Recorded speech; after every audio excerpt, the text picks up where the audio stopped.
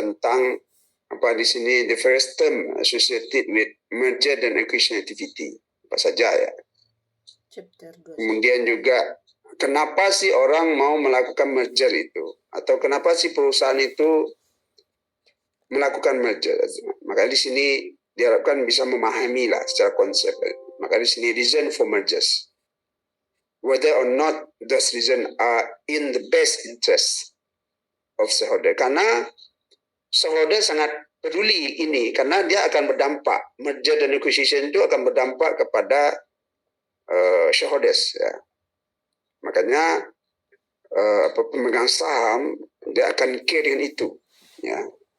Di sisi lain manajemen harus membuat keputusan yang hati-hati dan tentunya yang menguntungkan untuk pemegang sahamnya. Apakah ini perlu merger atau akuisisi itu.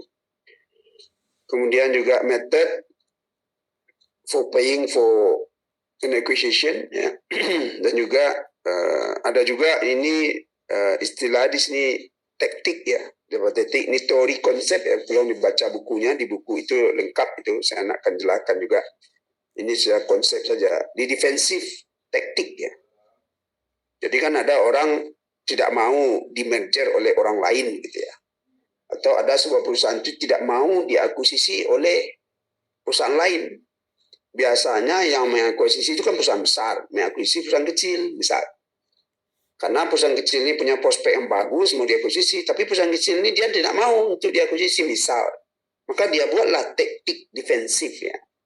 Ini di buku ada semua. Jadi ini apa namanya objektifnya dari chapter kita ini. Makanya chapter ini outline-nya banyak, tapi saya tidak akan jelaskan satu persatu ya. Seperti yang saya bilang di awal itu, saya lebih cenderung ke prakteknya sebetulnya. Bagaimana kita menyikapi. Kalau yang lain ini bisa dibaca, banyak sumber juga ya. Tapi kita coba lihat sekilas ya tentang akuisisi. Tapi kalau boleh kita diskusi sebentar dulu ya. Kalau apa namanya ada enggak yang bisa menjelaskan maksud saya? Apa sih akuisisi itu misal? Kan sering dengar kan kata-kata itu. Atau apa sih merger itu gitu misal. Jadi kalau kita boleh diskusi sebentar. Ada yang bisa memberi penjelasan enggak? Enggak apa-apa, jangan takut salah ya. Kita kan bebas mengeluarkan pendapat gitu. Ada yang mau berkontribusi atau memberikan sebuah ya silakan. Saya ingin untuk merger itu biasanya kita penggabungan usaha bahasa Indonesianya kan Pak ya. Jadi di mana dua buah perusahaan bergabung menjadi satu menjadi entitas yang baru. Sedangkan kalau akuisisi nanti ada penggabungan ada pengambil alihan perusahaan di mana perusahaan A dan B, perusahaan B ini diambil alih bergabung menjadi perusahaan A. Sekaligus juga nanti saya juga ada pertanyaan sebenarnya terkait merger dan akuisisi ini Pak. Nanti mungkin bisa dijawab sesuai dengan materi Bapak.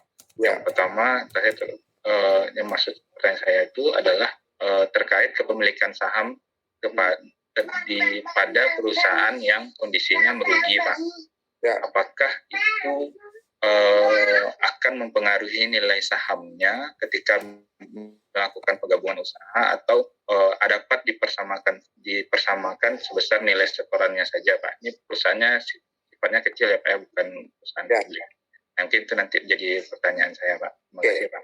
Oke, bagus pertanyaan, nanti saya jawab itu. Tapi saya mau apa namanya persepsinya tentang merger akuisisi ini sama anak kita. Makanya bagus Pak Doni tadi merger itu penggabungan ya. Ya, begitu ya Pak Doni tadi ya. Ya Pak, benar Pak. Gabungan akuisisi di perusahaan besar itu mengambil alih perusahaan kecil misalnya. Ya, Itu ide dari Pak Doni ya. Jadi kita bahas. Saya ingin dengar yang lain lagi. Silakan. Apa pemahaman tentang merger dengan akuisisi? Izin Pak. Ya silakan Vela. Ya. sepemahaman saya, kalau merger itu apabila dua perusahaan bergabung, kemudian dia membentuk suatu perusahaan baru atau dengan struktur organisasi yang baru. Kalau akuisisi itu apabila satu perusahaan mengambil alih perusahaan lain, seperti itu, Pak.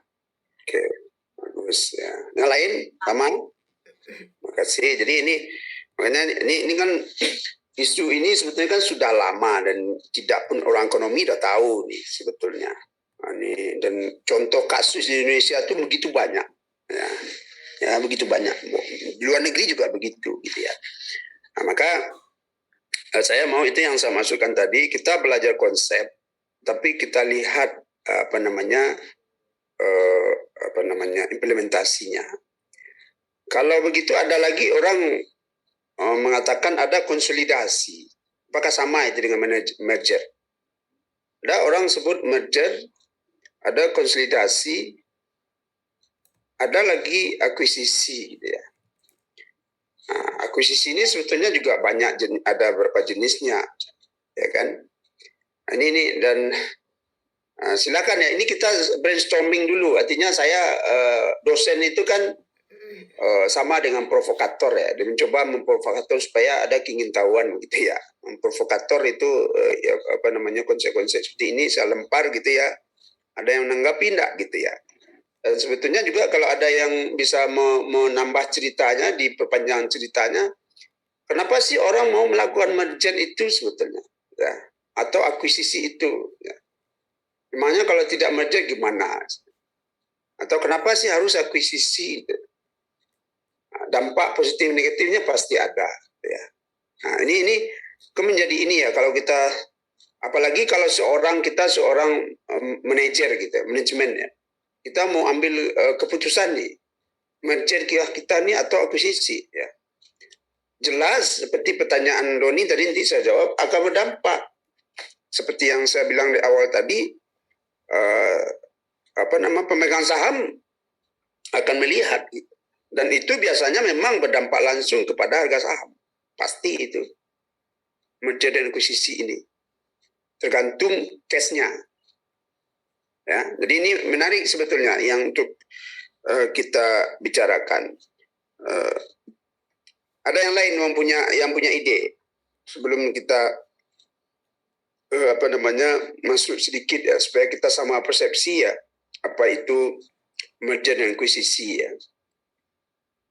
Oke, kita ini dulu ya nanti supaya kalau ada apanya dicatat dulu kalau ada yang ditanyakan atau ada yang mau berkomentar ya. Jadi sebetulnya kalau bicara tentang akuisisi ya, ada 3 bentuk legal sebetulnya. Prosedur dalam perusahaannya yang dapat digunakan. Nah, ini di dalam konsep merger dan akuisisi ya. Ada merger dan konsolidasi, itu yang saya sebut tadi. Ada akuisisi. Akuisisi ada 2. Acquisition of stock dan acquisition of asset. Jadi kenapa 2? Nah, kalau acquisition stock itu kita bisa mengakuisisi sebuah perusahaan, tidak perlu membeli asetnya, kuasai aja stoknya. Kalau kita sudah majority tentu milik kita kan gitu. Atau acquisition of asset memang kita beli betul perusahaannya kan gitu. Ya, nah, otomatis sahamnya ke ini kita pemegang sahamnya. Tadi merger dan konsolidasi itu yang saya bilang tadi. Jadi ini tolong dibedakan, tolong dibaca ini kan konsep saya sebetulnya. Apa yang disampaikan tadi oke, benar ya. Tapi harus ada bedanya dikit gitu. Antara merger dengan akuisisi, dengan konsolidasi. Sering orang kalau, mohon maaf ya, wartawan ya, kadang di newspaper itu saya dengan Pak Niki sering pernah juga mengkoreksi statement-statement yang salah di newspaper itu ya. Karena yang ngomong itu bukan ahlinya, jadi dia sama ratakan aja itu. Merger, konsolidasi, dan akuisisi dia samakan aja. Padahal itu kan beda. Tapi karena yang ngomong bukan ahlinya, karena wartawan tidak tahu konsepnya, mungkin dia tidak belajar finance juga, dia sama ratakan saja. Ya. Coba tadi coba mana yang merger, mana yang konsolidasi itu. Coba perhatikan ya. Ini kan jelas ini. Kalau merger itu acquiring form retain name. And acquired form ceases to exist. Beda dengan consolidation ya. Entirely new form is created from combination of existing form. Beda, dia bergabung juga, ya. Tapi ada yang bergabung dia A dan B misalkan, bergabung perusahaan A dan perusahaan B misal. Hasil penggabungannya nama A, itu apa namanya? Bergabung A dengan B, tapi nama perusahaannya C. Nah, yang mana itu merger dan acquisition? Siapa yang bisa berikan ini? Dan kalau bisa diberikan contoh. Ya. Kalau merger itu misalnya perusahaan A dan perusahaan B, dia membentuk perusahaan C, perusahaan baru. Misalnya kayak dulu ada 4 bank BUMN yang bergabung menjadi Bank Mandiri. Itu merger. Terus kalau konsolidasi itu misalnya perusahaan A dan perusahaan B bergabung, misalnya yang saham A-nya lebih banyak, jadi dia tetap jadi perusahaan A, misalnya kayak Bank Lipo ya Pak, Lipo sama CIMB Niaga. Kan Lipo di konsolidasi dengan CIMB Niaga, membentuk Bank CIMB Niaga, Liponya tuh nggak ada lagi gitu Pak. Itu konsolidasi? Iya, itu konsolidasi. Kalau merger itu seperti Mandiri gitu? Iya. Ada berapa bank? Ada 4 bank ya? Membentuk suatu struktur baru menjadi Bank Mandiri. Ya. Saya lempar ke yang lain. Itu suatu pendapat, Vela. Silakan.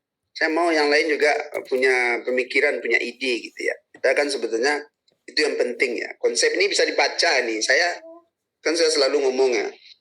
Bahan ini di googlingnya keluar semua. Banyak sumber. Kalau teori tinggal baca. Tapi implementasi itu saya mau tahu dari yang lain. Silakan.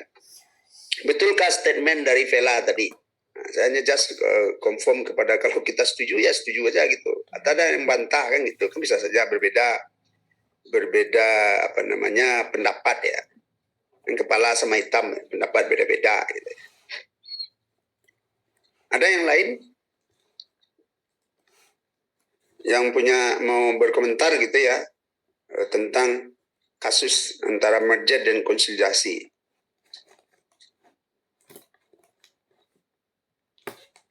Ada? Kalau yang contoh penggabungan 4 perusahaan BUMN itu, kalau menurut saya lebih ke konsolidasi karena peluburan gitu, Pak. Kalau menurut saya gitu. Iya, enggak apa-apa. Itu yang saya mau dengar. Jadi menurut itu aja gini aja lah. Saya lebih implementasi yang lebih supaya jangan bingung dengan kata-kata ini.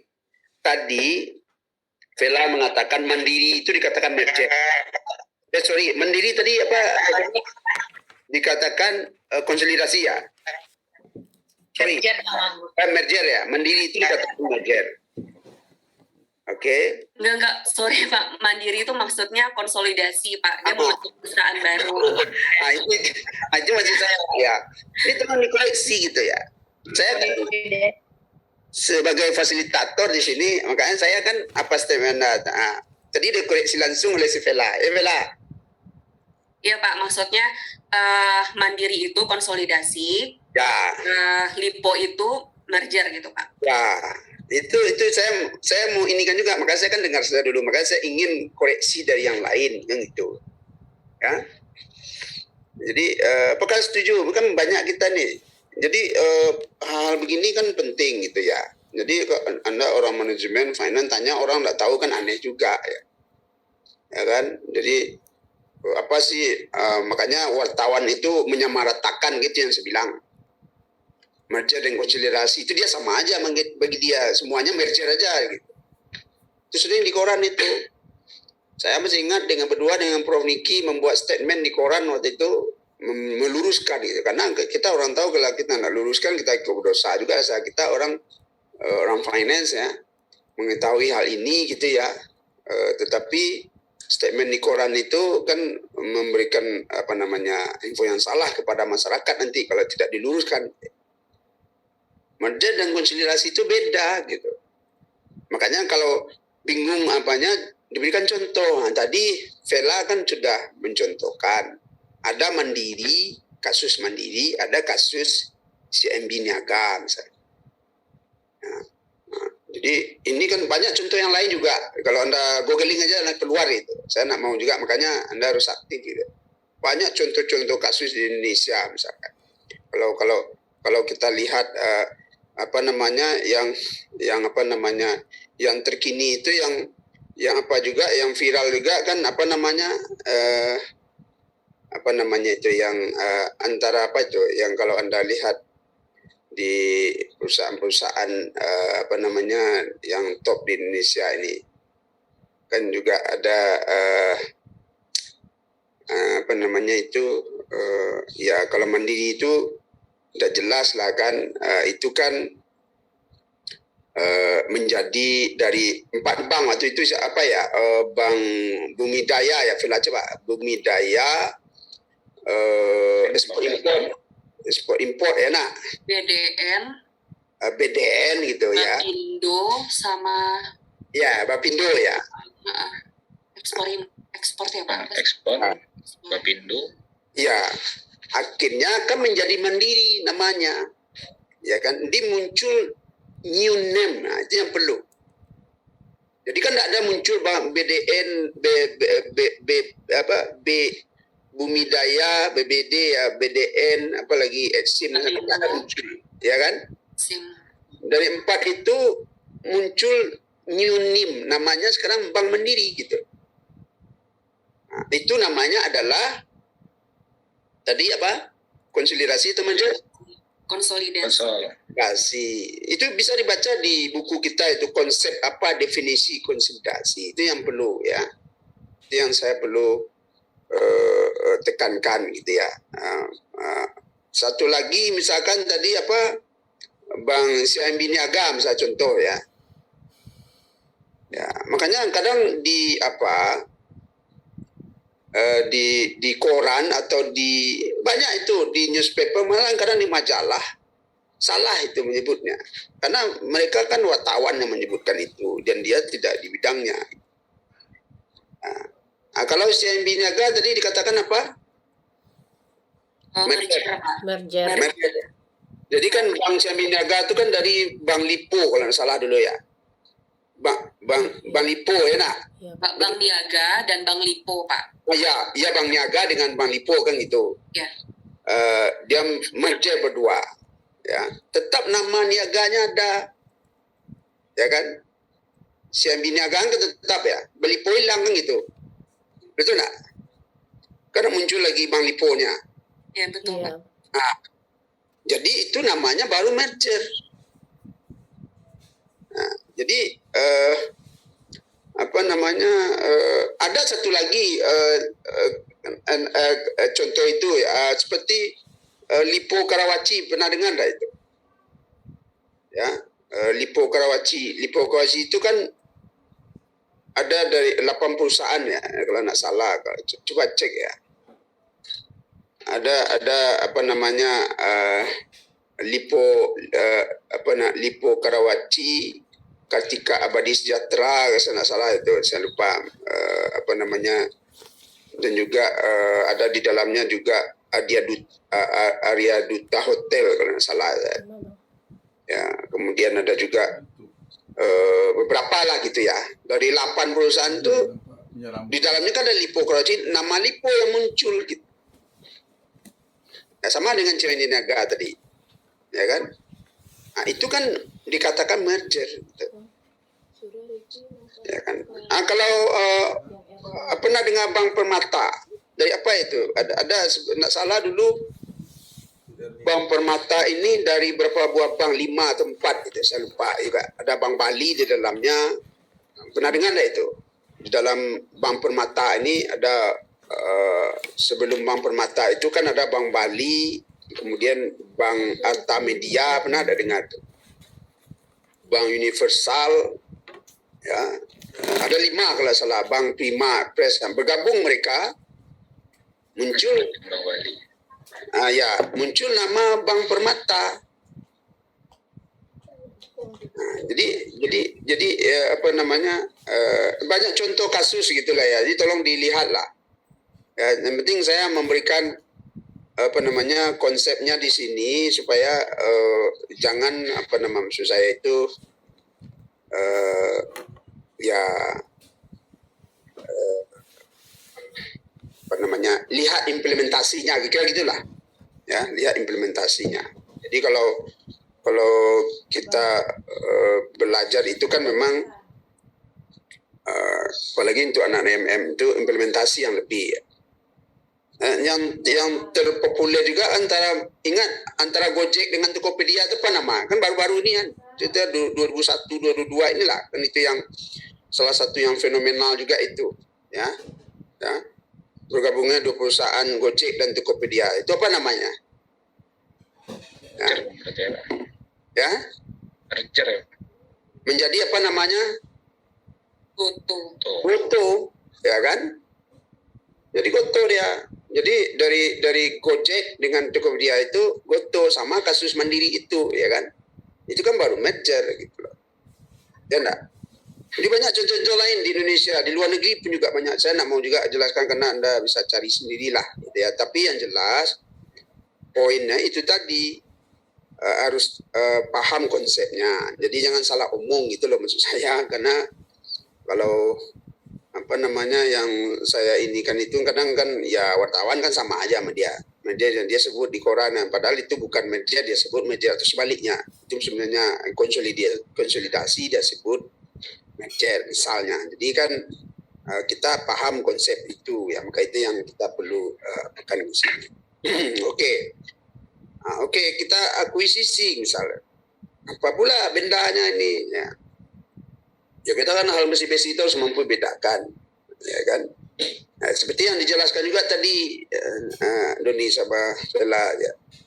Jadi akuisisi itu seperti yang dijelaskan tadi, sebuah perusahaan apa can be acquired by another form or individual ya, bisa mengkuasisi sebuah perusahaan ya.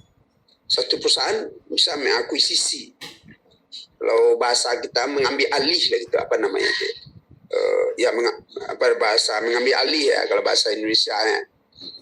Perusahaan A mengambil alih perusahaan B misalnya, artinya dia mengambil alih mengakuisisi perusahaan B ya. Makanya sini another form purchasing voting share or the firm stock ya. Maka akuisisinya dua. Ada yang disebut stock acquisition. Ada yang kedua nanti adanya yang disebut dengan ada stock acquisition, mana tadi asset acquisition. Ini tadi. Ya. Ada, makanya yang dipilih yang mana? Ini tergantung lagi nanti ya. Ya. Kita lihat dulu kalau stock acquisition. Ya. Jadi kalau stock acquisition, dia mengakuisisi stoknya. Misalkan saya punya perusahaan nih, ya kan? Saya itu kan pemegang saham mayoritas misalnya 51 lebih saya punya. Itu kan perusahaan saya, gitu. Saya pemegang saham mayoritas misalnya. Ya, nah. Karena dalam konteks ini kan bisa saja saya lepas saham saya karena butuh dana atau segala macam ya. Sehingga apa? Anda beli perusahaan membeli saham saya itu, jumlahnya yang tadi saya 51, sekarang berubah posisinya. Saya mungkin memiliki cuma 20% lagi, atau 20%. Artinya apa? Anda sudah memiliki perusahaan saya itu. Karena sudah menjadi berpindah ke pemilikan mayoritasnya. Nah, makanya ini di dalam stock acquisition, no stockholder vote required. Tidak perlu. Karena tidak perlu saya susah apa sekali. Tidak ada perlu juga persetujuan. Saya beli aja. Nah ini juga bisa juga can deal directly with stockholders, pemegang saham. Misalkan pemegang saham saya kan banyak deal saya dengan pemegang saham, saya beli dalam jumlah besar. Sehingga di total menjadi lebih 51%. Walaupun misalkan manajemen is unfriendly, tidak suka. Misalkan saya ini tidak suka Anda beli perusahaan saya. Ya nak? Saya kan nggak bisa kontrol karena pemegang saham saya itu kan banyak oleh orang lain gitu. Ya kan? Nah, Anda berhubungan dengan pemegang saham saya gitu. Saya beli saham Anda gitu. Bisa saya kan tidak tahu. Anda sudah deal dengan shareholders. Jadi walaupun manajemen tidak suka, itu bisa dibeli. Nah, kalau Anda sudah menguasai saham saya mau buat apa lagi? Nah, karena ada rapat umum pemegang saham nanti kan one share one vote. Ya nak? Jadi kan sehingga perusahaan saya itu sudah mayoritas sahamnya dimiliki orang lain misalkan. Nah, jadi ini kan tidak perlu pula dibeli aset perusahaan saya kan gitu. Itu kalau jadi stoknya diakuisisi. Nah, beda nanti dengan asetnya. Kalau asetnya saya beli, Anda beli perusahaan saya itu kan gitu. Berpindah tangan lah building itu kan. Perusahaan saya itu dibeli semuanya. Itu aset. Jadi ini konsepnya. Nah, ini kalau di dalam stock acquisition ini ada beberapa klasifikasinya. Ada horizontal, vertikal, dan konglomerat. Jadi kalau horizontal itu stock acquisition yang dilakukan pada same industry, ya seperti bank tadi lah, sama-sama perbankan. Ya.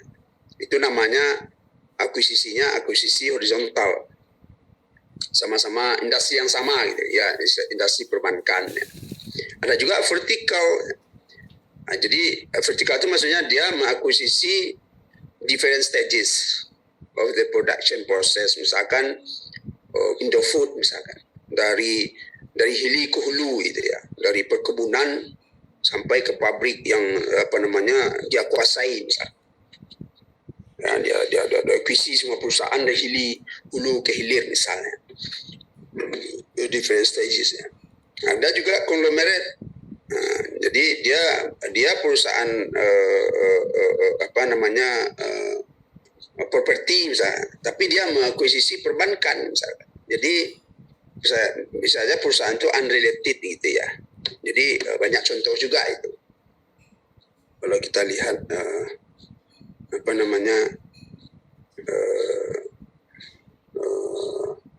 dalam bentuk contohnya bisa aja di googling ya, banyak ya. Saya nak mau menyiapkan, penting konsepnya seperti itu.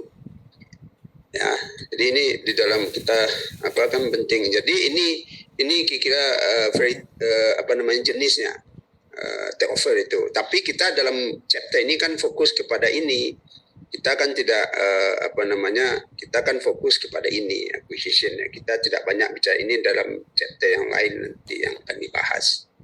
Ya, kita lebih kepada acquisition. Jadi acquisition itu ada 3, merger, ya di dalamnya masuk tadi konsolidasi ya, dan ada acquisition of stock dan acquisition of asset gitu ya.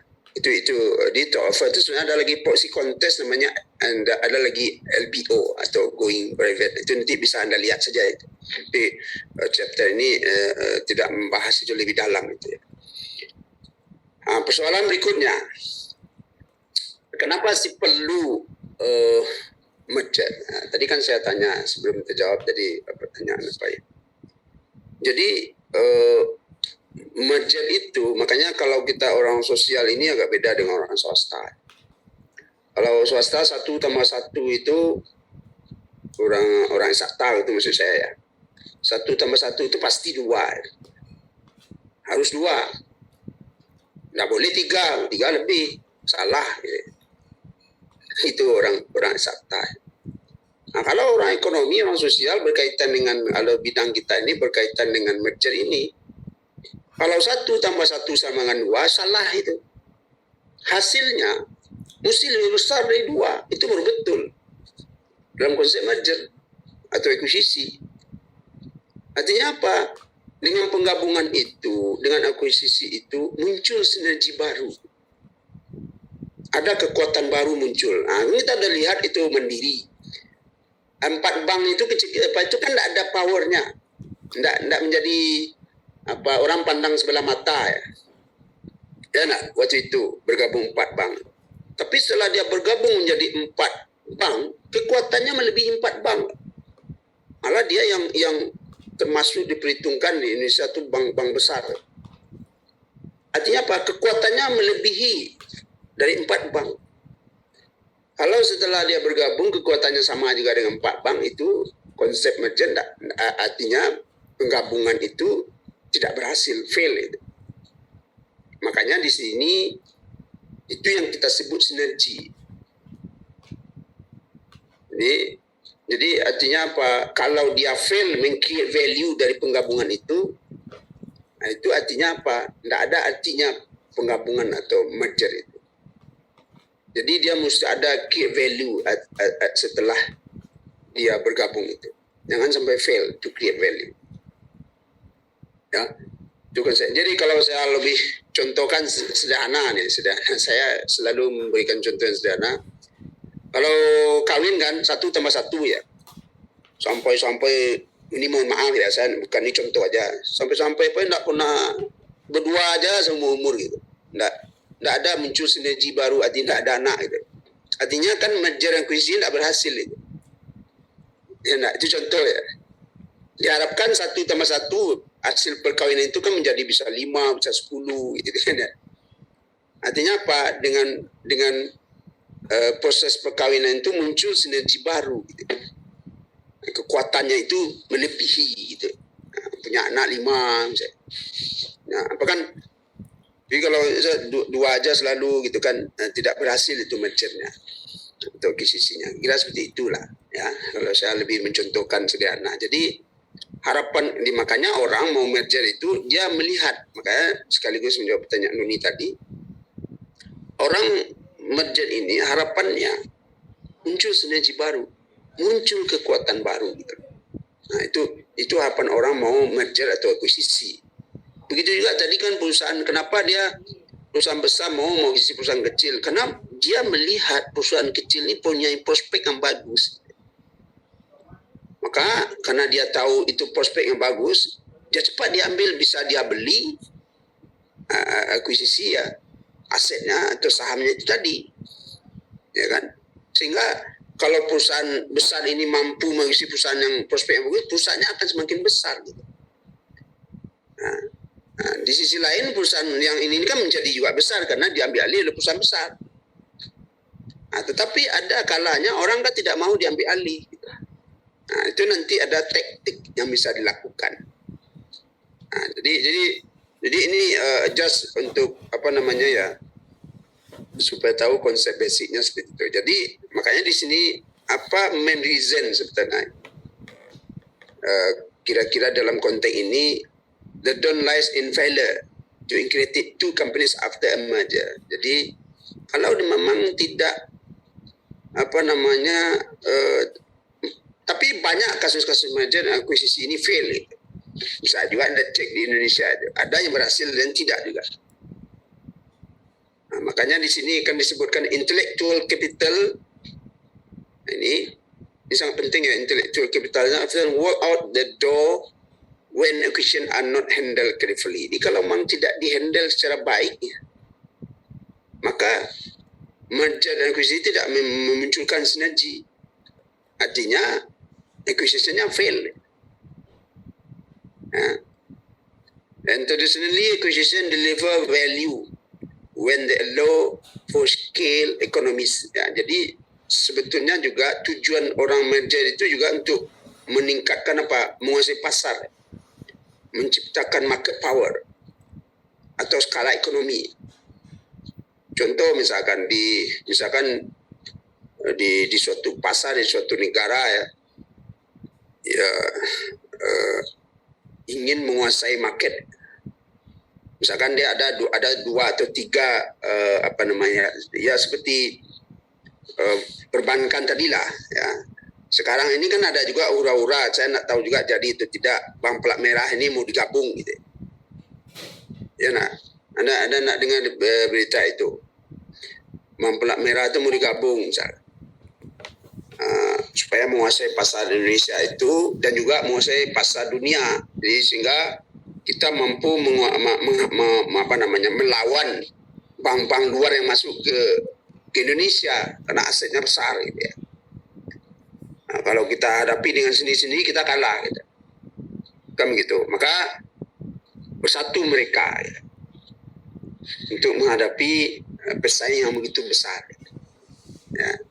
Nah, jadi kan ada juga begitu ya. Jadi ya seperti di apa tadi, tujuannya ya untuk menguasai pasar, meningkatkan market power ya. Jadi ini kan konsep ini kan sebetulnya bisa dipahami dengan gampang lah ini ya. Nah, jadi kalau kita contohkan kira secara finance-nya kita bisa lihat seperti ini. Ya. Jadi mestinya di mana kita bisa lihat ada itu sinergi. Ini aja sederhana saja. Ya. Bergabung perusahaan A and B, value setelah penggabungan itu ya ini kan value setelah penggabungan nih, dua perusahaan A dan B misalnya ini ya. Firm A and firm B. Baik itu acquisition maupun merger gitu ya. Itu value-nya setelah bergabung itu mesti lebih besar dari value individunya. Ini kan value individunya nih. Value A plus value B. Kalau misalkan value A ini 10, value B ini 5, misalkan gitu. Kan total kan 15 tuh. Ya nak. Tapi setelah dia bergabung, dia menjadi 20 gitu. Nah, itu baru betul sinergi, ada muncul sebuah sinergi. Nah, yang lebih parah malah setelah bergabung dia value-nya turun. Nah, ini semakin parah itu. Nah, ada kasus begitu. Selama dia ternyata value-nya turun. Ada. Banyak contoh juga. Ya, jadi yang akuisisi dengan merger itu berhasil jika muncul sinergi. Artinya apa? Sinergi itu muncul, value setelah bergabung itu lebih besar dibanding dengan nilai dari individu-individu itu. Ya, seperti Mandiri itulah misalkan. Ya kan? Jadi ini yang konsepnya. Maka kalau kita lihat rumus lanjutannya, kira ini rumus untuk menghitung sinergi. Ya, kita lihat dalam bentuk finance-nya. Ini cash flow, di delta cash flow-nya. Ini sama dengan kita belajar basic time value of money atau MPV itu ya. Mereka masih ingat itu. Jadi sigmanya berapa ada ini. Jadi berapa sinergi itu bisa dihitung seperti ini. Tapi secara sederhana mestinya setelah bergabung itu nilainya lebih besar, harus lebih besar dari banding dia sendiri-sendiri. Itu yang menunjukkan adanya sebuah sinergi ya. Maka sumber sinergi itu dari mana? Ya setelah ini kan dengan bergabung itu misalkan ya revenue-nya akan meningkat misalkan. Ya. Cost-nya akan berkurang. Yang dulu misalkan manajernya itu satu manajer perusahaan A gajinya besar, satu manajer perusahaan B gajinya besar. Kalau dia bergabung kan satu manajer lagi. Ya. Ya nak. Bagi perusahaan kan menjadi cost untuk manajernya berkurang. Nah, makanya orang akan tetap saja misalkan resisten terhadap perubahan itu. Kalau Anda seorang manajer perusahaan A, saya manajer perusahaan B, kalau bisa kita kan tidak merger dia, karena tetap kita jadi manajer kan gitu. Ya enggak. Tapi bagi pemegang saham, tentu dia ingin efisiensi. Ya enggak. Nah, dengan penggabungan itu dia tidak perlu meng-hire 2 manajer. Cukup 1 manajer, dia bisa tekan cost gitu. Nah, kemudian juga dari economy of scale, scope-nya semakin lebih besar gitu ya. Cost-nya semakin turun gitu.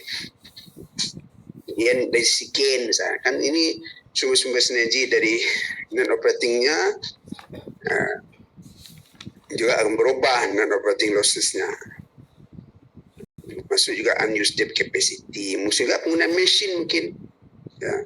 Dulu Anda punya mesin tidak full capacity misalnya, biayanya besar. Dan penggabungan jadi lebih full capacity. Ya. Kemudian juga berkaitan dengan working capital ya, atau fee asset. Jadi akan menjadi ada peningkatan gitu. Jadi ini sumber-sumber dari sinergi. Jadi makanya orang setelah bergabung itu kan melakukan efisiensi, jadi dia bisa menekan cost. Poinnya kan begitu. Dan keuntungannya semakin lebih meningkat ya, karena cost bisa ditekan misalnya. Ya, jadi ini kan prinsip-prinsip di dalam merger dan akuisisi. Ya. Nah, ini just untuk calculating value ini jelas ya. Ini just diingat dalam perhitungannya, don't ignore market value. Jadi book value dengan market value itu harus diingat ya. Nah, makanya tadi saya mesti ingat ya pertanyaan Doni tadi. Saya sebelum saya. Jadi setelah akuisisi tadi gimana Pak Doni? Saya tolak diulang lagi tadi. Coba di-mute ya. Ya Pak, jadi kami sebenarnya ini kasus real sebenarnya Pak. Jadi dalam proses penguatan modal BPR di Sumatera Barat, salah satu metodenya jika BPR tidak mampu atau pemilik pemegang saham itu tidak mampu menambahkan modal, maka salah satu opsi yang akan dilakukan adalah melakukan merger Pak, merger konsolidasi akuisisi, tergantung nanti putusan akhirnya. Nah, ketika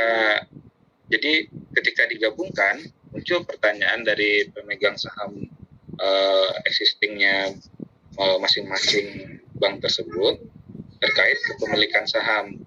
Untuk bank yang dengan kondisinya profit, itu mereka aman-aman saja karena beranggapan nilai saham mereka tentu akan sebanding dengan kondisi perusahaan yang ada untung. Yang jadi masalah nanti ketika perusahaan atau bank yang kondisinya rugi bergabung ke bank dengan kondisinya baik atau berlaba. Nah, mereka berkeinginan bahwa nilai sahamnya tetap sama itu untuk kondisi bank mereka yang posisinya rugi. Ketika digabung dengan kondisi yang berlaba, mereka pengennya nilai sahamnya itu tetap sama. Nah, apakah memungkinkan konsep seperti itu tetap diteruskan Pak, atau memang perlu ada penilaian kembali direvaluasi nilai sahamnya untuk menentukan nilai real sahamnya yang bank yang rugi ini sebenarnya berapa. Jadi ketika digabung komposisinya lebih ideal gitu, atau sesuai dengan perusahaan sebelumnya. Kayak gitu, kurang lebih kayak gitu permasalahannya Pak. Doni kerja di BPR ya? Doni. Saya kerja di Otoritas Jasa Keuangan Pak. OJK ya, sorry. OJK. Jadi mereka mengajukan izin untuk penggabungan. Ya. Sebenarnya kalau itu kan teknis di mereka itu Pak. Tapi beberapa kali ditanyakan mumpung topik kita terkait merger untuk ada arahan juga atau informasi dari Bapak. Baiknya gimana? Ya. Saya kebetulan ini Direktur dan Komisaris BPR itu kan kalau tidak lewat dari saya itu tidak bisa diidentifikasi. Jadi sertifikatnya ya Pak? Ya saya ada di Sumbar ini pertama-tama ada 10 orang gitu ya. Seorang saya sejak 2004-2005 saya sejak adanya sertif itulah. Saya direkrut oleh BI dan OJK dan di training di IB waktu itu 3 bulan di Jakarta. Jadi mereka itu kan Direktur Komisaris itu harus lulus ujian sertifikasi. Kalau nak lulus ya tidak bisa jadi Direktur dan Komisaris ya. Sampai sekarang itu saya masih aktif di situ. Oke, bagus pertanyaannya. Ya, sama saja kasusnya baik itu di BPR atau di perusahaan-perusahaan lain yang berkaitan dengan merger ini. Saya pikir di Padang itu Sumatera Barat sudah ada yang merger itu kan, Pak Doni, BPR. Benar Pak, berjalan udah selesai dua kelompok Pak, dua kelompok ya, yang ya. Di Bukit Tinggi itu kan salah satu ya di Bukit Tinggi, satu di Pariaman ya kalau salah satu Pak. Ya, oke, baik. Jadi menarik ini yang saya suka di praktisnya gitu ya. Jadi kalau konsep itu bisa dibaca, itu yang saya karena ini kan pembelajaran orang dewasa ya Nah, ini saya mau kasus-kasus ini diangkat gitu ya. Jadi kelas itu live ya, yang terjadi itu diangkat. Itu saya sukanya seperti itu. Di awal saya udah bilang gitu ya. Konsep-konsep ini bagi saya tinggal baca aja itu. Nah, jadi begini, dalam prosesnya merger, ini banyak referensi dan bisa dibaca juga, bisa di search gitu ya. Ada beberapa metode yang biasa dipakai sebetulnya. Biasanya misalkan ada tadi dikatakan BPR yang berlaba ya, bergabung dengan BPR yang dikatakan rugi lah gitu ya. Sebenarnya pemegang sahamnya kan beda tuh, ya kan. Terus dia bergabung, ya yang berlaba tadi tidak ada masalah. Yang menjadi persoalan kan yang rugi ini. Dia ingin pula harga sahamnya sama. Itu tidak bisa. Makanya itu konsepnya dikonversi dulu. Ada sebuah konsep dikonversi dulu. Berapa nilai saham dari perusahaan yang yang rugi ini. Dia tidak bisa saja serta-merta sama nilainya, tidak. Enak betul gitu ya. Itu yang pertama. Kemudian ada yang kedua, dilakukan valuasi dulu. Di berapa sih nilai dari sebuah sahamnya itu? Ya. Sehingga disetarakan dari yang rugi tadi disetarakan. Karena kan tidak mungkin yang rugi ini harga pelembar sahamnya sudah berbeda dengan yang berlaba gitu. Terus karena dia udah gabung, udah merger, terus disamakan aja. Protes dong yang pemegang saham yang perusahaan besar itu yang berlaba tadi. Enak aja dong gitu kan. Kan tidak begitu. Jadi biasanya dikonversi. Kebanyakan di dalam realitinya saya lihat itu nilai divaluasi dulu, nilai sahamnya dikonversi. Nanti baru bisa disamakan. Tidak otomatis sama. Tidak otomatis sama. Bisa jadi dua saham dari perusahaan yang merugi ini digabung menjadi satu saham dia di dalam perusahaan yang udah besar itu. Baru dia konversinya sama. Gitu. Jadi kemudian juga banyak cara. Jadi tapi yang sering saya lihat yang di perusahaan-perusahaan tidak BPR juga begitu saya lihat dilakukan valuasi dan konversi terhadap masing-masing nilai saham itu. Jadi bukan dia otomatis itu. Bukan otomatis. Makanya itu juga yang perlu disepakati waktu merger. Merger ini kan sebuah kesepakatan. Ya sama lah ada proses perkawinan. Kan sebuah kawin A dan B kan ada sebuah komitmen. Makanya perkawinan itu berlaku. Ya sama saja merger gitu juga. Makanya hitungannya harus masak duluan gitu loh. Sebelum diambil keputusan merger itu. Bukan ujuk-ujuk langsung terima. Tidak, prosesnya panjang itu. Dalam realitinya dinilai semua. Misalkan akuisisi, misalkan saya mau beli perusahaan kecil, berapa harganya kan lakukan valuasi dulu. Kalau yang menjual dia mau harga mahal saja kan gitu. Ya kita kan ada valuasi dulu. Maka harga pasarnya, harga bukunya sekian. Gitu. Maka di sanalah terjadi negosiasi. Kan? Jadi ada prosesnya semua. Jadi ini saya harap, terutama kalau yang minat ke finance nanti itu ada pelajaran lanjutan itu nanti ya, yang lebih detail. Ini kan baru semester 1 kan, Bella. Ya, jadi ini kan baru introduction sebenarnya. Nanti kalau diberikan yang agak dalam dikit nanti menjadi bingung pula. Gitu. Ini kan baru konsep corporate finance yang basic ya. Karena semester 1, jadi kalau kami lihat, kami katakan itu baru introduction terhadap finance gitu ya. Ya, tapi ini sudah menjadi ini, Anda bisa lihat lebih dalam nanti pada lanjutan dari mata kuliah ini. Ya. Tapi setidaknya Anda sudah nampak gambarannya. Ya. Itu jawaban saya tadi, Doni. Seperti terlempar ya, Doni ya? Tadi sempat terlempar sebentar, Pak. Ya. Tapi saya sudah nangkap yang Bapak. Bisa nangkap ya, apa yang saya sampaikan ya. Oke, jadi itu. Jadi memang semuanya itu memang ada prosesnya. Jadi itu kan sebetulnya kan dari kesepakatan dari apa itu. Tapi ada aturan OJK juga itu kan, Pak Doni. tentang masalah merger ini dan akuisisi ini. Sama saja sebetulnya perusahaan yang apa sekarang itu, makanya sekarang perusahaan-perusahaan itu banyak kasus Indonesia yang melakukan merger dan akuisisi itu. Ada juga perusahaan itu memang yang tidak apa lagi ya, sudah merugi ya, diambil alih. Ada juga memang dia sama-sama bagus, dia bergabung sehingga dia semakin lebih bagus gitu. Ini banyak kasus juga kenapa orang melakukan akuisisi dan merger ini. Ya, ini yang penting juga harus diketahui. Kemudian kalau kita lihat lagi reason for acquisition, ya, ini ya tadi yang sudah bilang juga ada earning growth dan juga untuk diversification. Jadi apa namanya dalam konteks kalau diversification ini kan juga kita mesti ingat portfolio investment. Jadi don't put all your egg in one basket. Jadi kalau punya uang banyak itu jangan letak dalam satu keranjang. Letaklah di beberapa keranjang. Artinya kalau keranjang satu jatuh, itu bisa kerugian di keranjang satu itu ditutupi oleh keranjang dua gitu.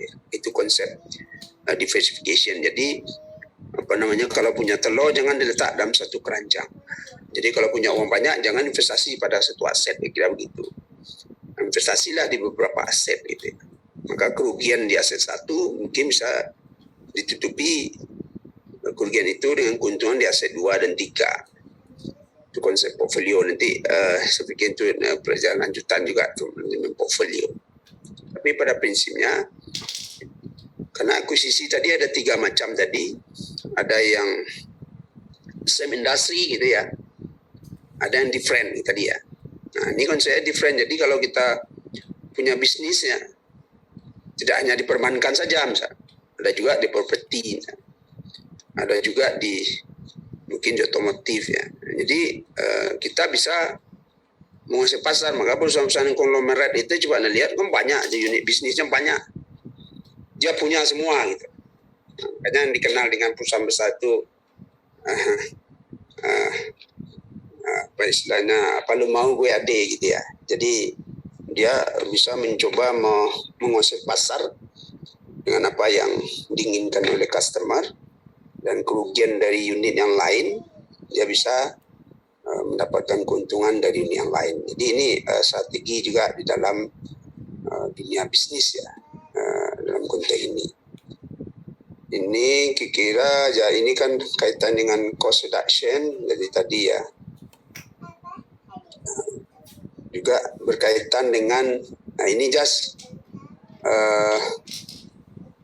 ya artinya apa, dengan melakukan acquisition dengan merger itu kita memang bisa mengurangi risiko. Risiko itu tidak bisa dinolkan ya. Itu nanti belajar lagi konsep risk management ya. Itu semester berapa aja, semester 4 atau semester 5 kalau mengambil jalur finance. Karena setiap investasi, apalagi orang bicara dengan orang finance ya, pasti melakukan investasi. Nah, bicara investasi itu pasti ada risikonya. Pasti itu. Kenapa? Karena bicara investasi kita berhadapan dengan ketidakpastian. Ya kan? Sesuatu yang tidak pasti itu kan mempunyai risiko yang besar. Yang pasti itu risiko 0, tapi siapa yang bisa pasti itu hanya Tuhan yang tahu. Anda investasi 1 miliar sekarang pasti kau untung 100 juta setelah sekian tahun. Tidak ada yang bisa memastikan ini. Makanya berbicara investasi pasti ada risiko, tergantung besar kecilnya. Maka tugas manajemen atau manajer bagaimana memanage risiko itu. Memanage maksudnya mengurangi. Tidak bisa menolkan. Ya. Bagaimana dia memanage risiko itu. Itu di dalam risk management itu ya. Kita belajar nanti itu. Jadi artinya apa? Dalam kasus merger dan akuisisi ini juga bisa juga mengurangkan risk. Ya. Risk itu ada cost-nya. Ya kan? Risk kan risk itu kan sebenarnya kerugian yang muncul akibat ketidakpastian itu. Kaitan risiko. Kan ada orang mengatakan beruntung itu risiko, kan enggak? Ya, Orang mengatakan risiko itu ya karena bicara kerugian. Maka dalam konteks finance ada risiko itu yang bisa dipindahkan ke orang lain, ada yang tidak. Apa contoh risiko yang bisa dipindahkan? Ya Anda beli asuransi kebakaran, asuransi kecelakaan. Kalau terjadi apa-apa kendaraan Anda, ya asuransi yang nanggung kan gitu. Ini kan kita pindahkan, Anda harus bayar premi gitu. Ya kalau tidak terjadi ya itu harapannya kan tidak jadi, ya anggaplah itu sumbangan kan itu kepada perusahaan asuransi gitu. Tapi kalau terjadi kerugian, Anda tidak perlu mengeluarkan uang yang besar gitu ya. Kan kira ini kan konteksnya kan seperti itu ya. Nah, ini juga yang sering digunakan orang untuk menghitung value-nya itu yang digunakan MPV sama dengan yang sebelumnya. Jadi net present value-nya sangat metode yang sangat sering dan akurat dipakai orang karena dia menggunakan perhitungan berdasarkan cash flow. Cash flow itu maksudnya dana yang betul-betul masuk dan dana yang betul-betul keluar. Berbeda dengan pasar akuntansi. Dana yang belum kita keluarkan dianggap pengeluaran, misalkan depresiasi atau pendapatan di belakang gitu ya. Dianggap sebab pendapatan, padahal dana itu belum masuk. Tapi dalam MPV itu adalah real cash ya. Yang kita jadi bahan perhitungannya adalah dana yang betul-betul masuk atau dana yang betul-betul keluar. Oke. Jadi ini juga yang biasa dipakai ya, untuk menghitung ya keputusan merger atau tidak ya. Yang jelas kita lakukan analisis ya. Proses praktiknya nanti kita lihat di pelajaran detailnya nanti di konsep valuation itu. Tapi setidaknya konsep seperti ini, rumus MPV itu untuk cash acquisition ya. MPV equal to value perusahaan B ya. Dan kita tadi bergabung A and B gitu ya. Tambah data value-nya, peningkatannya ya dengan perusahaan A itu dia bisa ambil akuisisi perusahaan A ya. Minus cash in karena kan kita beli itu perusahaan A, kita harus dana keluar. Sama dengan value B star, value B star itu setelah akuisisi ya. Karena perusahaan B tetap namanya, kalau perusahaan A mengusir perusahaan B, kan perusahaan B tetap nama A-nya hilang, dikurangi cash back. Maka kalau angka MPV-nya positif, itu ambil, lakukan. Lebih kalau dia negatif, tidak perlu akuisisi perusahaan itu. Nah, itu keputusan. Jadi kalau value MPV-nya positif, ambil akuisisi itu. Kalau negatif, no need to take. Kemudian value of the combined firm, atau bisa juga seperti ini, value AB setelah kita lihat value setelah penggabungannya, ya, value A itu ditambah value B star setelah akuisisi minus cash back. Mesti lebih besar. Ya. Maka itu dasarnya. Tapi orang kalau sana zero kenapa? Perbedaannya kosong-kosong. Jadi remember the zero MPV investment may also be desirable. Jadi kalau ini tergantung kepada investornya. Sebuah investor yang berani menghadapi risiko dan dia juga melihat prospek yang bagus, walaupun MPV-nya zero, dia ambil itu. Nah, tapi kalau negatif dia tolak lah, biasa. Tapi kenyataan zero di lapangan itu jarang sekali terjadi. Kalau nak positif negatif ya. Tapi kan berandai-andai kalau seandainya nol, bagaimana Pak? Kalau investornya berani, karena investor itu ada 3 kelompok ya. Berani menghadapi risiko, normal dan takut dengan risiko. Nah, kalau dia takut risiko dia tolak. Ya, nah. Jadi ini tergantung kepada Oke, kita masuk ke stock acquisition. Tadi yang saya bilang tadi cash acquisition tadi. Jadi Recording in progress. oke. Jadi value or combined form. Jadi Nalisa lihat ini. Value A plus value B plus delta value. Sama saja dengan tadi. Mesti value-nya harus lebih besar setelah combine. Recording stopped. Jadi purchase price of acquisition. Ya. Kemudian consideration when choosing between cash and stock. Jadi kita juga harus makanya semuanya harus dipertimbangkan ya. Kalau bicara acquisition itu kita kan perlu lakukan valuasi dulu. Berapa sih harganya nih perusahaan misalkan kita mau ambil perusahaan B, kita perusahaan A, mau perusahaan B. Kita akan lakukan valuasi dulu. Biar tahu nilainya berapa sih. Ya kan? Nah, kemudian juga kita harus hitung-hitung dulu mau akuisisi perusahaan ini secara cash atau stok. Ya, cash itu tadi ya BSR kita beli perusahaannya by cash. Nah, jadi ini berapa yang perlu dipertimbangkan, sharing gain, ya, taxes, ya, kontrol karena semuanya harus sesuai juga dengan aturannya. Nah kan supaya pajaknya, kontrolnya bagaimana nanti ya, gainnya bagaimana ya. Jadi ini kan perlu, makanya ini di agreement di awal itu yang saya bilang tadi, yang pertanyaan Pak Doni tadi. Itu kan harus diapakan di awal ya, karena kalau merger itu kan kita apalagi suka sama suka ya, itu harus ada kesepakatannya. Maka kembali ke cerita saya awal tadi, merger itu atau akuisisi itu ada yang suka sama suka, ada yang paksa, ya sama dengan kawin tadilah. Nah, kawin itu kan ada yang suka sama suka, pacaran ya sebelumnya. Ada yang dipaksa orang tua atau terpaksa kawin. Nah, ini ingin di dalam konteks dia saya lebih senang mencontohkan itu perkawinan itulah dalam kasus merger ini, akuisisi ini. Ada yang suka sama suka, ada yang tidak suka dipaksa sama orang tuanya, ya kan?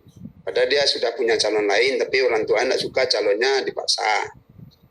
Ada juga, ada seperti yang saya bilang tadi, married by accident, terpaksa kawin itu tadi. Jadi ini kalau di kampung saya kalau ditanya kamu suka dengan, kalau diam dia tanda suka itu. Tapi kalau menangis dia kan tidak suka. Nah, kalau tidak suka dia mana caranya? Nah, macam-macam untuk defensifnya. Dia lari dari rumah lah gitu ya. Kalau tidak dia lari dengan pacarnya, kawin lari gitu ya misalnya. Ya kan? Jadi kan itu kan defensif itu namanya. Defensif taktik gitu ya. Nah, jadi begitu juga di dalam kasus merger ini sama ya. Maka ini ada dua jenis, ada yang friendly, itu friendly maksudnya suka sama suka. Hostile takeover itu yang tidak suka sama suka ya. Maka kalau dia friendly merger, ini both companies agreement lah, dia saling receptive, ya, tidak ada masalah, ya, karena suka sama suka. Nah, yang menjadi persoalan di sini adalah hostile merger, ya. Maka di sini acquiring firm attempt to gain control of the target without the approval. Dia misalkan kan begini, perusahaan saya misalkan punya perusahaan bagus nih, perusahaan saya masih kecil, tapi prospeknya bagus. Saya mau diambil alih oleh perusahaan besar, saya tidak mau. Tapi karena dia punya kekuatan modal yang besar, dia bisa memaksa saya gitu. Ya enggak? Dia dipaksa lah, kira seperti yang saya contohkan tadi lah, antara perkawinan itu, karena orang tua punya power, tidak bisa terpaksa menerima, kira gitulah. Maka perusahaan yang tidak mau ini, dia bisa membuat taktik yang disebut dengan defensive taktik. Ini tolong Anda baca di rumah, di bukunya jelas penjelasannya masing-masing. Saya tidak mau jelaskan satu-satu nih, menghabiskan waktu. Nah, ini konsep saja. Kalau saya contohkan di rumah tangga tadi, kalau kawin paksa sama orang tua, Anda nak lari dari rumah, misalnya. Atau seperti yang saya bilang tadi, kawin lari. Atau sama juga perusahaan seperti ini. Ada beberapa taktik yang dia lakukan. Kalau dia nak mau di akuisisi atau di merger oleh perusahaan lain gitu, atau perusahaan besar. Gitu. Ada namanya corporate charter, ada namanya golden pursuit, ada namanya poison pill, dan seterusnya. Banyak ini. Ada juga namanya control, ada white knight, lock up. Ya. Semuanya defensive taktik. Ya. Jadi saya nak mau baca apakan satu-satu, tolong Anda baca di bukunya dengan konsep saja. Tetapi pada prinsipnya terkadang dia buat perusahaan itu jelek.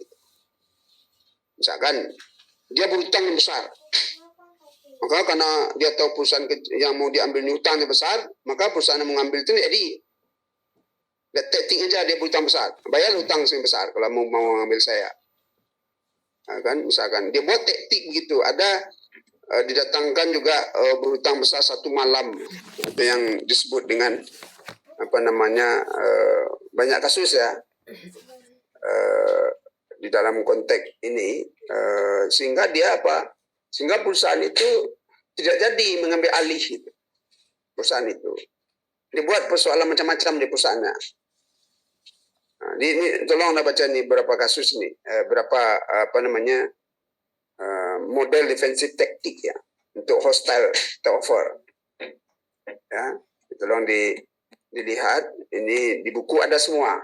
Coba aja buka chapter yang sekarang, ada semua. Do merger add value, ya haruslah. Kalau tidak jangan lakukan merger. Konsep dari merger tentu add value. Ya. Baik itu untuk shareholders maupun pasti ya, karena shareholders itu pasti melihat gitu ya, action daripada manajemen. Ya, karena dia action yang salah berdampak kepada saham. Tapi actionnya betul, misalkan perusahaan ini bisa memerger perusahaan lain yang prospek yang bagus, itu harga sahamnya akan otomatis naik. Itu banyak kasus juga di Indonesia. Nah, sekarang ada isu, mungkin ada dengar itu. Sekarang Pegadaian, Anda tahu di merger oleh siapa yang mau ada yang tahu nak ikuti nak itu. Pegadaian itu sekarang kan sudah menjadi anak perusahaan oleh BRI, ya nak? Ya. BRI itu akuisisi Pegadaian dan PNM, Pak. Jadi Ya, BRI holdingnya. Holdingnya, oke. Holding Ultra Mikro, Pak. Ya, Ultra Mikro, oke, ya betul. Coba Anda lihat. Pada masa itu harga saham Mandiri bagaimana? Nah, itu contoh yang nyata saja itu. Ya. Naik enggak atau turun enggak harga saham Mandiri misalkan. Ya, jadi orang melihatnya ke sana karena pemegang saham pasti akan merespon gitu. Itu hal yang lumrah ya. Kita si pemegang saham pun pasti melihat action daripada manajemen. Ya. Kemarin itu karena Pegadaian ini kan cukup bagus profitnya. Ya, dari laporan keuangan cuma lihat itu. Salah satu perusahaan BUMN yang saya lihat Pegadaian ini untungnya juga gede. Ya kan? Maka pada kasus awalnya itu kan memang naik harga saham BRI-nya. Ya, coba diperhatikan. Artinya apa? Karena pemegang saham melihat perusahaan perusahaan Pegadaian ini juga prospek yang bagus gitu. Dilihat dari laporan keuangannya menguntungkan. Kan begitu. Ya nak, akhirnya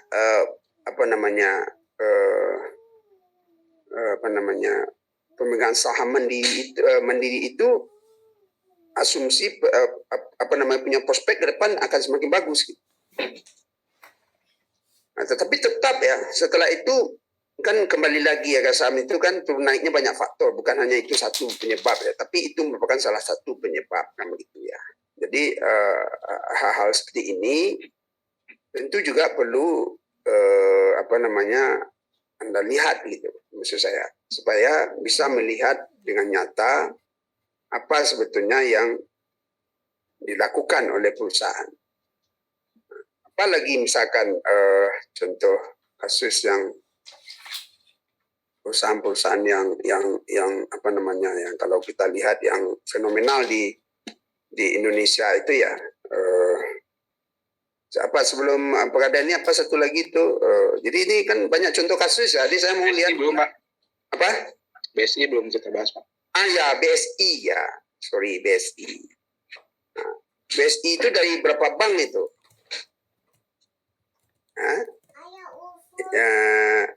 Berapa bank itu? Dari 3 bank ya, Pak. Berapa? 3 bank syariah. 3 kan? RI Syariah, satu lagi saya lupa, Pak. Ya. Sekarang menjadi bank syariah dengan aset terbesar di Indonesia. Nah, saya dapat ini juga itu.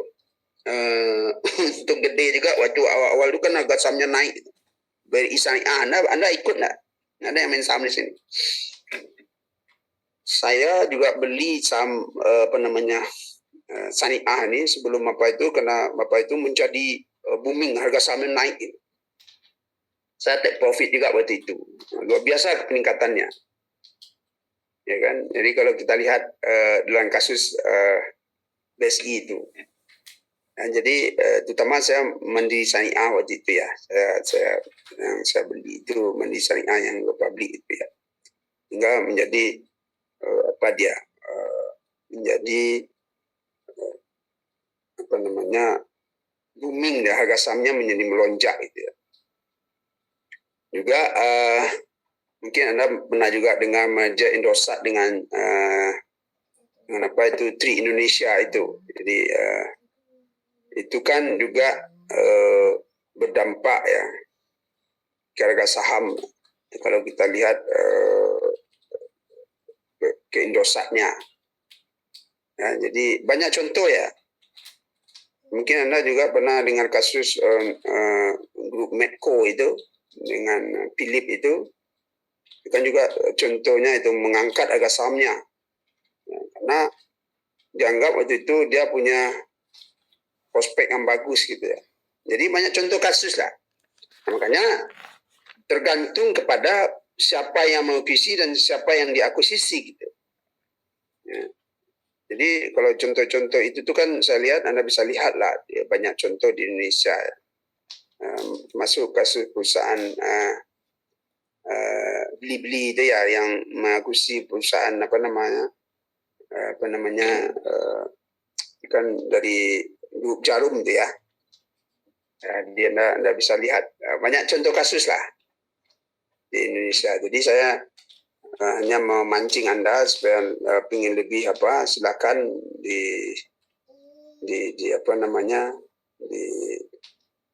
dicari tahu gitu.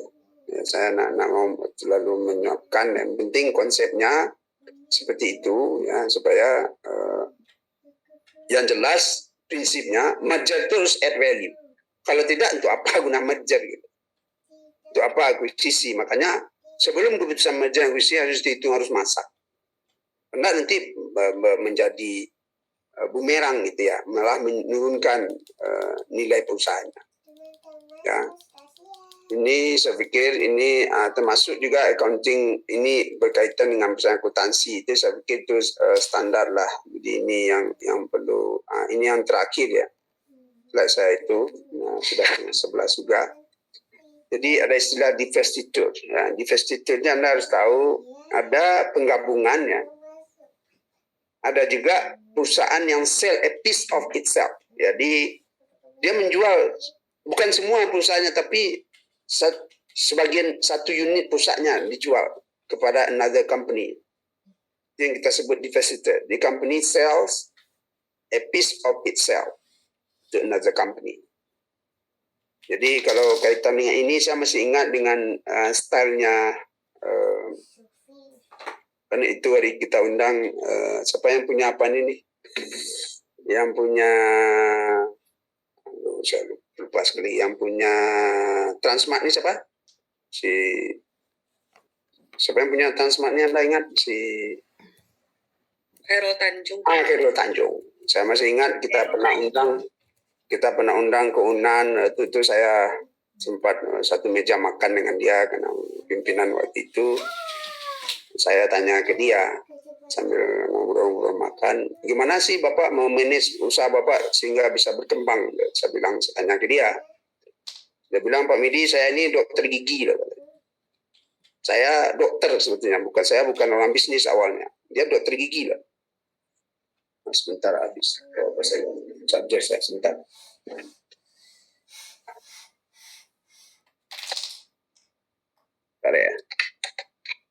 Ini saya itu dokter gigi lah Pak Midi katanya. Jadi gimana? Jadi saya mengelola bisnisnya seperti dokter gigi. Bagaimana tuh Pak? Jadi kalau dokter gigi itu, kalau mana gigi-gigi yang masih bisa dirawat Pak, saya rawat. Tidak perlu dicabut gitu. Karena saya lakukan perawatan terhadap gigi yang berlubang semacam itu katanya kan. Tapi kalau tidak bisa lagi gigi itu dirawat, saya cabut saja Pak. Ngapain? Daripada mengganggu yang lain, kita sakit hati, sakit gigi itu kan paling sakit katanya kan. Kira begitu dia sebut. Artinya apa? Jadi kalau ada unit bisnis yang merugikan Pak, saya sudah coba ini obat tidak bisa, kemudian saya jual Pak, saya lepas saja. Kalau tidak saya tutup. Karena itu dana kita banyak tersedot ke sana, dia bilang begitu loh. Jadi dia sering juga katanya menjual a piece of perusahaan dia pada perusahaan lain yang mau perusahaan dia itu. Nah, itu istilah dalam finance yang disebut dengan divestiture. Ya. Ada juga yang istilah dengan equity carry-out. Itu sering juga company create a new company, sebuah perusahaan dia create a new company out of a subsidiary and then sell a minority interest to the public through IPO. Jadi itu dia mencoba membuat sebuah perusahaan baru ya. Jadi kan kalau perusahaan besar itu kan dia banyak juga subsidiari. Nah, jadi kemudian dia jual gitu ya, kepada publik. Tapi dia tidak merubah perusahaan induknya. Jadi anak perusahaan saja. Ya, jadi itu yang sering juga, atau yang sering ini kan dulu kalau Anda masih ingat kasus Semen Padang spin off itu kan tidak terjadi ya. Dulu kan ada roda, tapi banyak protes ya. Tapi kalau dilakukan spin off dulu mungkin tidak jadi juga seperti sekarang. Sekarang kan sudah diambil alih juga ya. Kalau spin off itu company create a new company out of a subsidiary, ya, and distribute the share of the new company to the parent company shareholders. Jadi itu spin off. Ini dilakukan pemisahan dari subsidi, tapi dia bisa menjual sahamnya itu ke perusahaan induk. Ya. Jadi ini contoh-contoh banyak dalam istilah finance. Anda bisa juga googling itu. Banyak contoh yang lain gitu ya. Istilah-istilah dalam finance berkaitan tidak hanya penggabungan, ada juga pemisahan gitu loh. Ini kan contoh-contoh pemisahan diversity ini. Jadi penggabungan bisa menyebabkan mendapatkan keuntungan. Di sisi lain pemisahan juga ada gitu ya. Mendapatkan keuntungan. Nah, contoh kasus-kasus seperti ini. Jadi itu saya pikir bahan kita untuk pagi ini. Silakan ya kalau ada yang mau berdiskusi atau silakan karena masih ada waktu untuk topik ini, dan saya berharap memang Anda tolong dibaca konsepnya, karena tanpa membaca saya pikir susah juga Anda. Sumber terserah, banyak sumber yang bisa dibaca itu. Silakan kalau ada yang perlu dipertanyakan. Pak, boleh nanya masih tentang keuangan, tapi silakan. Pak, saya ada teman, jadi dia punya apotik, punya optik gitu Pak, punya optik. Kemudian karena optik ini keuangannya nggak bagus sehingga mau minus lah gitu kan. Ya. Tapi ada orang lain yang mau mengelola dengan kondisi seperti itu. Nah, kelola begitu saja, sepertinya tidak ada deal di awal bagaimana pembagiannya. Karena ini kan kondisinya udah mau close lah gitu kan. Nah, jadi dikelola oleh si B, jadi yang punya si A dikelola oleh si B. Kemudian dan si A tidak ikut campur sama sekali, juga tidak ada laporan keuangan bagaimana. Ternyata sekarang setelah pandemi berakhir mulai bagus. Ada kerjasama dengan BPJS. Nah, tanpa diketahui oleh si A, si B ini ternyata sudah masukin duit. Jadi saya berpikir mungkin operasionalnya nombok sehingga dia pakai uang pribadi. Ya. Nah, saat ini si B minta dibawa ke notaris, dibakukan bagaimana uangnya. Nah, si A ini tidak tahu bahwa sudah ada uangnya, anggaplah 100 juta, 30% masuk, si B memasukin dana. Nah, kemudian akan dibawa ke notaris. Nah, si A ini beranggapan sepertinya ada niat baik dari si B untuk take over, untuk ngambil, karena memang si A nggak tahu sama sekali. Terus dia tanya ke saya juga bingung karena tidak ada deal-deal di awal. Nah, itu kalau seperti itu kondisinya, saya anjurkan kalau gitu memang dibikin deal baru, bagaimana nanti persentase pembagian keuntungan. Jadi saham, saya bilang kayak gitu kan Pak. Ya. Cuman apakah itu betul gitu? Terus bagaimana cara menghitung modal si B yang dia bilang dia sudah masuk sekian puluh juta gitu. Sementara dari awal memang si B ini nggak ada digaji juga sama si A gitu selama mengelola. Nah, kalau kayak gitu gimana solusinya tuh Pak? Kondisi kayak Ya, bagus Bu ini. Jadi ini kan kesalahan ketidaktahuan sebetulnya di awal. Di dalam dunia bisnis ya, apapun ya, ini termasuk apotik apapun lah jenisnya, kita mesti ada agreement di awal. Artinya apa? Legal secara hukum ya. Makanya harus di akte notaris sebetulnya. Apalagi ini jenis begini, ini kan banyak kasus Bu. Jadi misalkan Ibu bilang tadi kan perusahaan ini kita sebut sudah distress namanya, sudah mengalami kesulitan keuangan, belum bankrupt. Jadi kan dalam konteks kita di dalam dunia finance, perusahaan itu sebelum bankrupt dia distress dulu. Distress maksudnya perusahaan itu sudah mengalami kesulitan keuangan, tapi belum bankrupt gitu. Nah, seperti yang Ibu ceritakan tadi, ada kawan yang mau membantu ya, mengelolanya. Dia bisa saja distress ini karena salah pengelolaan sebelumnya. Ya, nah. Jadi sekarang ada teman yang mau membantu mengelola, tapi sebelum itu diapakan harus ada perjanjian Bu. Mesti dalam dunia bisnis ini adik kakak aja bisa bertengkar, apalagi tidak ya. Artinya apa? Artinya harus hati-hati, harus ada perjanjian di awal, komitmen. Karena selalunya kalau tidak ada perjanjian, masalah muncul di belakang. Misalkan tadi Ibu bilang, sekarang sudah bagus misalkan. ya. Maka yang pemilik melirik lagi itu. Karena perusahaan ini dia sudah menganggapkan dia investasinya di awal sekian. Makanya Bu, sebelum masuk kawan Ibu itu lakukan valuasi. Itu yang saya bilang tadi. Berapa aset yang sudah tertanam di dalam itu. Misalkan. Sekarang kita kan, karena kalau nak ada perjanjian kan niat baik aja nih Bu. Ya, masuk saya bantulah mengelola. Kan begitu ya. Tapi tidak bisa begitu Bu. Dihitung di valuasi. Di valuasi maksudnya, sebelum kawan Ibu yang mau membantu ini, seorang kawan yang mau membantu ini, dia harus evaluasi dulu berapa sih nilai aset perusahaan yang mau pilot ini, yang sudah susah ini kan gitu. Berapa investasi yang sudah dilakukan oleh pemegang yang owner yang lama ini, ya begitulah. Kita harus nilai Bu. Sekian, okay. Dia ada hutang nggak? Gitu. Nah, ini kan harus dipikirkan. Kalau dia berhutang, tentu hutang ini wajib dibayar, itu beban tetap bagi apotek itu. Kan gitu. Kita harus valuasi dulu. Makanya ini yang konsep valuasi Bu. Oke, kalau udah jelas baru dia masuk, baru enak gitu. Posisi dia masuk itu startnya dia tahu gitu. Jadi dia masuk start itu dia tahu. Nggak ada masalah misalkan kawan yang mau lola itu mau tambah investasi modal karena memang kondisinya sudah susah masuk fresh money untuk pengelolaan atau untuk apalah gitu ya. Tapi harus diketahui oleh yang lama itu, makanya harus tahu posisi keuangan di awal dulu.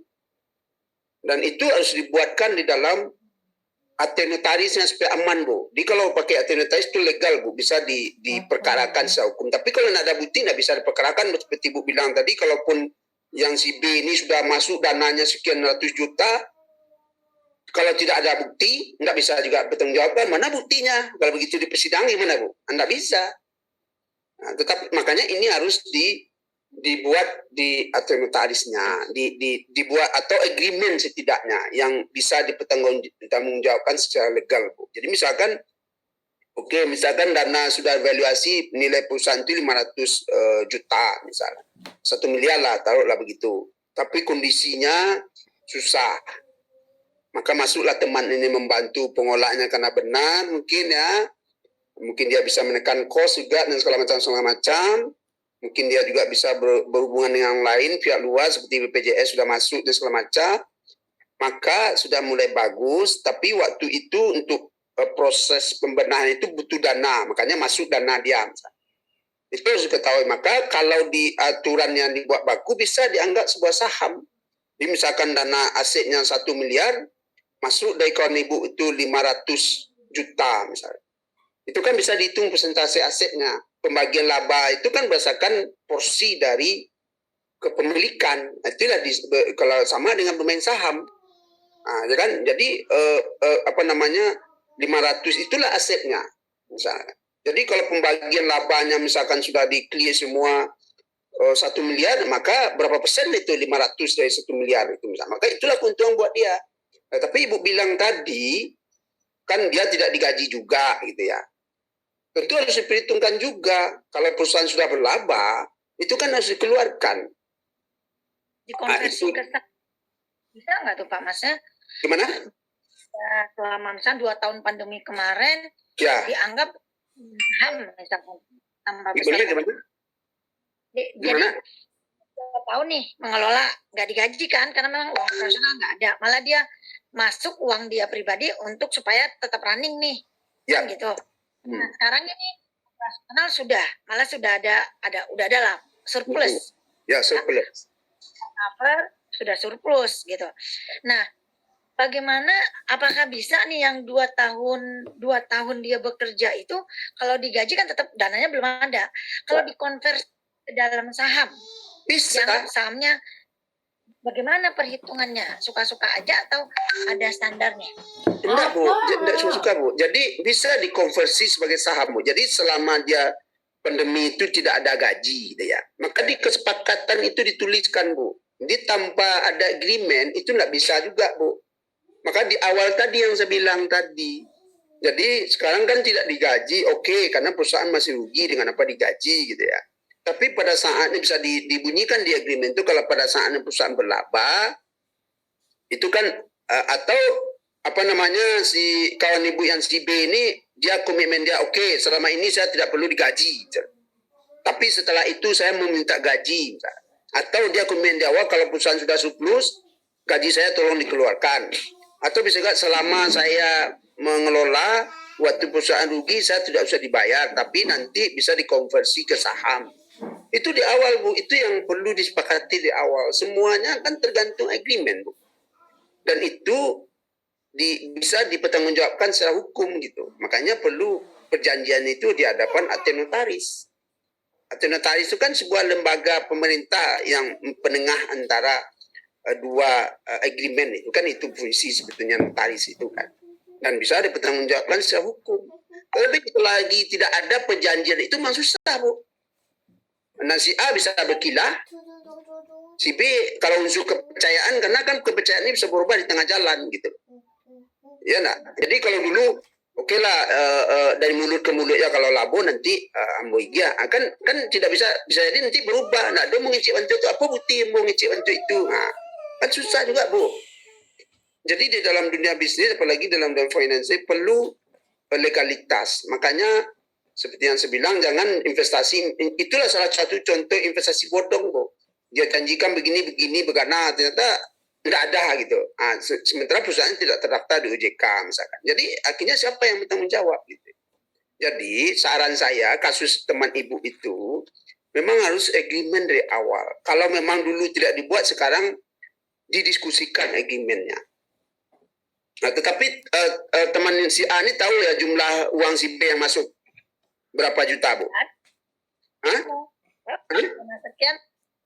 Nggak ada, Pak. Jadi si B aja yang bilang, uang saya udah masuk sekian gitu. Tapi Bu, itu kan susah juga, Bu.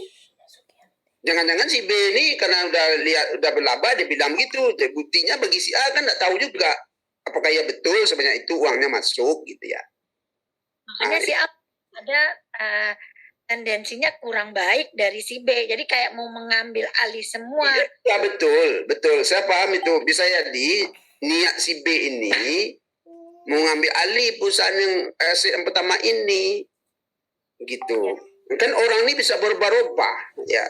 Makanya itu yang di awal itu yang perlu, Bu. Jadi mohon maaf saya ada juga beberapa bisnis kecil-kecilan join sama kawan-kawan. Kita dudukkan dulu di notarisnya, Bu. Kita buat perjanjian baik itu pembagian laba, pembagian investasi dan segala macamnya. Termasuk poin-poin kalau terjadi ABC gitu ya.